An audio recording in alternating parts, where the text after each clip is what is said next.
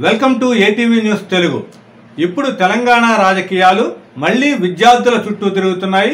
విద్యార్థులని రెచ్చగొట్టే పరిస్థితి అయితే రెండు పార్టీల నుంచి కూడా కనిపిస్తుంది.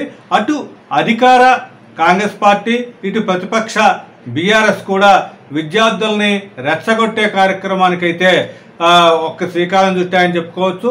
ఎందుకంటే ఇప్పుడు మెగా డిఎస్సి చెప్పినట్లుగా మెగా డిఎస్సి నిర్వహించటం లేదు. ఇప్పుడు తాత్కాలికంగా కొన్నిటికే డిఎస్సి నోటిఫికేషన్ ఇచ్చారు.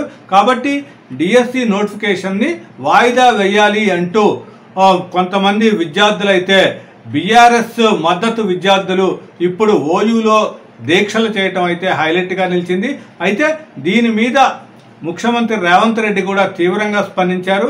విద్యార్థుల్ని రెచ్చగొట్టే కార్యక్రమాన్ని కేటీఆర్, హరీష్ రావులు విడనాడాలి. వీళ్ళు ఇద్దరు కూడా బీఆర్ఎస్ ఎప్పుడైతే బలహీనపడిందో అప్పుడల్లా విద్యార్థుల్ని రెచ్చగొట్టే కార్యక్రమానికి వాళ్ళు శ్రీకారం చుడుతున్నారు. అదే ప్రయోగాన్ని ఇప్పుడు కూడా చేస్తున్నారు. డిఎస్సి నోటిఫికేషన్ని వాయిదా వేయటం వల్ల ఎలాంటి ఉపయోగం లేదు. కోచింగ్ సెంటర్లకే అంటే 4 రోజుల పాటు వాయిదా వేస్తే కేవలం కోచింగ్ సెంటర్ల మాఫియాకే ఇది ఒక లబ్ధి చేకూరుతుంది తప్ప ఇది రాజకీయంగా కానీ ఎవరికి కూడా అంటే రాజకీయంగా లబ్ధి పొందడానికి బీఆర్ఎస్ చేస్తున్న ఒక కుట్ర అనేది అయితే రేవంత్ రెడ్డి స్పష్టంగా చెప్పడం జరిగింది. ప్రభుత్వం విద్యార్థులకి ఇచ్చిన మాట ప్రకారం కూడా డిఎస్సి నిర్వహణ చేస్తోంది అనేది అయితే కాంగ్రెస్ వాదన అయితే కాంగ్రెస్ ప్రభుత్వ వాదనగా ఉంటే ఇది మెగా డిఎస్సి కాకుండా అంటే మొదటి క్యాబినెట్లోనే 25,000 పోస్టుల్ని భర్తీ చేస్తామని డిఎస్సి మెగా డిఎస్సి నిర్వహిస్తామని కాంగ్రెస్ ప్రభుత్వం చెప్పింది. అట్లా కాకుండా కేవలం కొన్ని పోస్టులకే పరిమితం చేస్తూ డిఎస్సిని నిర్వహించడం అనేది అయితే దారుణం అనేది అయితే ఇటు కేటీఆర్ తీవ్రంగా విమర్శలు గుప్పిస్తున్నారు.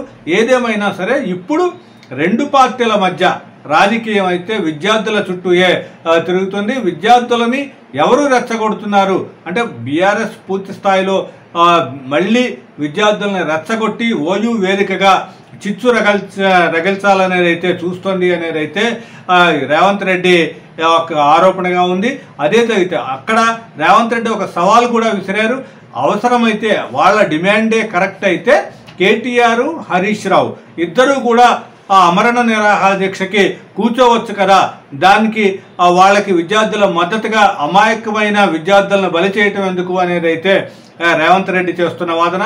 ఏదేమైనా సరే ఇప్పుడు ప్రస్తుతం ఉన్న తెలంగాణ రాజకీయాల్లో కాంగ్రెస్ బీఆర్ఎస్ల మధ్య అయితే ఒక విమర్శలు ప్రతి విమర్శలు ఒకవైపు సాగుతుండగానే ఇటు ఎమ్మెల్యేల ఆకాష్, వికాష్ ఇవన్నీ కూడా జరుగుతున్నాయి. కాబట్టి ఈ నేపథ్యంలో మళ్ళీ విద్యార్థుల వేదికగా అంటే ఉద్యోగాల పేరిట మొత్తం కాంగ్రెస్ ప్రభుత్వం ఉద్యోగాలు ఇస్తామని చెప్పి విద్యార్థుల్ని ఆకర్షించి పరిపాలనలో అధికారంలోకి వచ్చింది. కాబట్టి మళ్ళీ అధికారంలోకి వచ్చిన తర్వాత విద్యార్థులని మోసం చేస్తుంది అని విమర్శించడం ద్వారా బీఆర్ఎస్ అయితే మళ్ళీ ఓయూ వేదికగా విద్యార్థి సంఘాలను ఏకం చేసే పరిస్థితి అయితే కల్పిస్తుంది.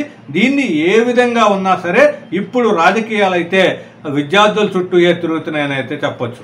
ఈ వీడియో మీకు నచ్చితే ఇలాంటి మరిన్ని వీడియోల కోసం మా ఛానల్ని సబ్స్క్రైబ్ చేయండి, లైక్ చేయండి, కామెంట్ చేయండి, షేర్ చేయండి. Thank you.